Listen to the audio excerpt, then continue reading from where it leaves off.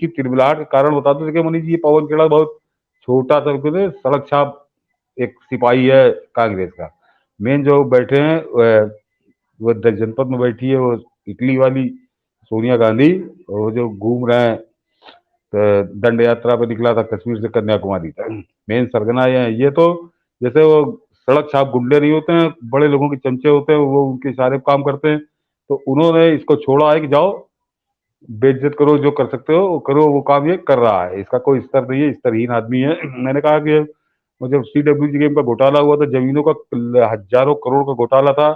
और वो ये भी बता दूं कि जिनको न याद हो कि मेरे ख्याल से, हाँ, बजट सेशन था संसद का मार्च मार्च 2010 में।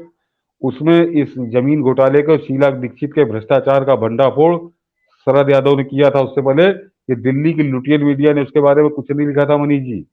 ये सारे खैराती चुप थे। वो जब शरद यादव ने पटल पे उसको दस्तावेज रखे थे, उसके बाद फिर वो तो लंबी कहानी हो गई। शीला दीक्षित के खिलाफ बाद में FIR दर्ज हुई।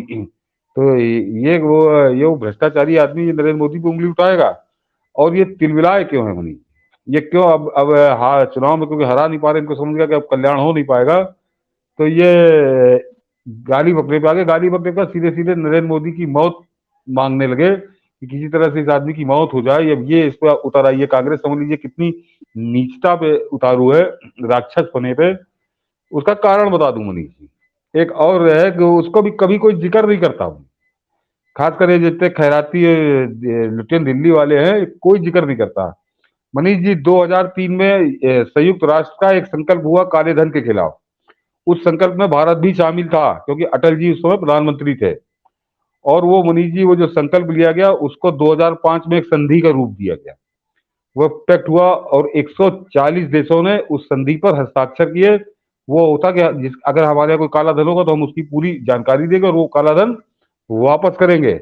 और मनीष जी, ये जानिए कि 2005 में जब वो संधि को हस्ताक्षर हुए तो 140 देशों ने, जिसमें रूस, अमेरिका, चीन, ये सब शामिल थे, छोटे बड़े 140 देश, तो समझिए पूरी 75% दुनिया ही हो गई।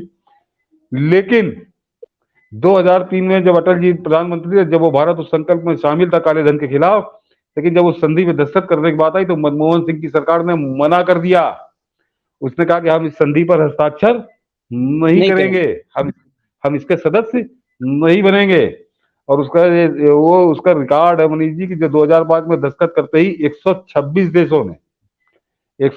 देशों ने जो काले धन के हेवन थे, स्विट्जरलैंड, ये सब, यहाँ से इन्होंने वापस किया, क्योंकि UN की संधि थी। तो 126 देशों ने अपने यहाँ के जो लोग, जिन लोगों को काला धन जमा था, उस काले धन को वापस कर लिया। जरा समझिए, इसलिए बता रहा हूँ ये कहानी, ताकि दर्शक ये जान जाएं कि ये गाली क्यों दे रहे हैं, अब ये नरेंद्र मोदी की मौत क्यों मना रहे हैं। ये कहानी इसलिए है कि 2005 में वो नहीं किया दस्तखत, और इन्होंने बोल दीजिए 2011 तक दस्तखत नहीं किए।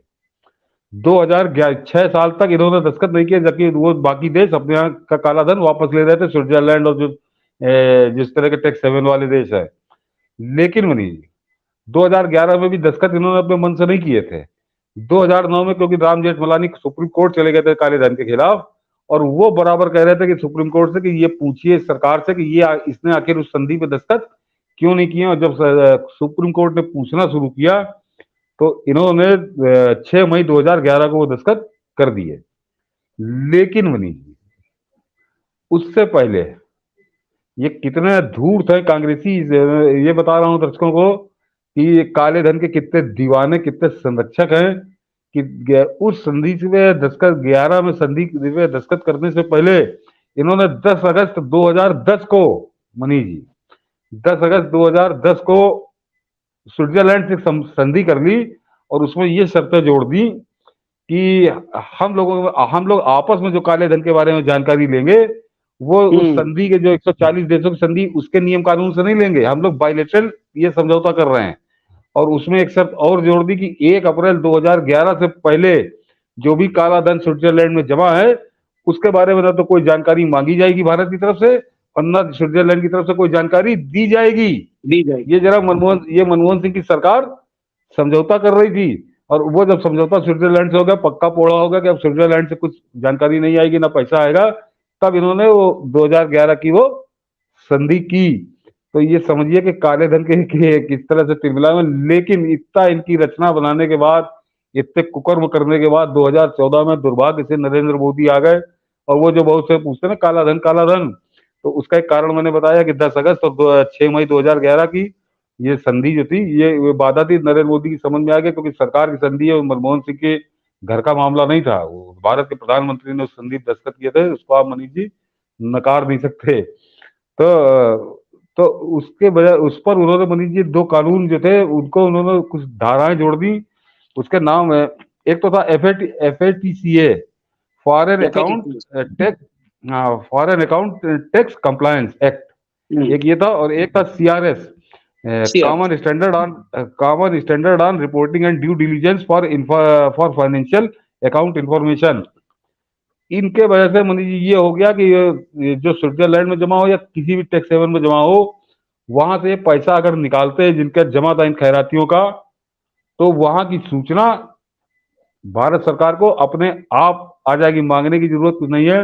ये इस नियम का, और इस कानून के तहत नरेंद्र मोदी ने 165 देशों से संधि की है मनीष जी, 165 देशों से। तो इनका जो पैसा जहां जमा था वो फ्रीज हो गया, अब ये निकाल नहीं सकते, उसको निकालेंगे तो खबर आ जाएगी कि मिस्टर ए ने ये पैसा निकाला है। और वो पैसा कितना है, वो पैसा कितना है मनीष जी, ये दर्शक जान लें कि ये 24 जून 2019, 24 जून 2019 को finance for money standing committee की एक रिपोर्ट आई, जो दुनिया की बहुत और खासकर हिंदुस्तान की भी कुछ कंपनियां उसमें शामिल थी, जो फाइनेंशियल फर्म थी, उन्होंने अपनी रिपोर्ट तैयार की थी। उसको जब स्टैंडिंग कमेटी ने जांचा, तो उस स्टैंडिंग कमेटी ने माना कि हिंदुस्तान में 1980 से 2010, इसमें मोदी सरकार का कार्यकाल नहीं है, दर्शक बोले ध्यान से सुन लें, कि 1980 से 2010 यानी कि करीब करीब 30 साल, इन 30 साल के दौरान 236 अरब डॉलर से लेकर 416 अरब डॉलर तक, हाँ 416 अरब डॉलर तक काला धन विदेशों में गया। 80 से 2000 जरा 416 अरब, मनीष जी कितना हो गया वो करीब करीब 35-36 लाख करोड़ रुपए होता है।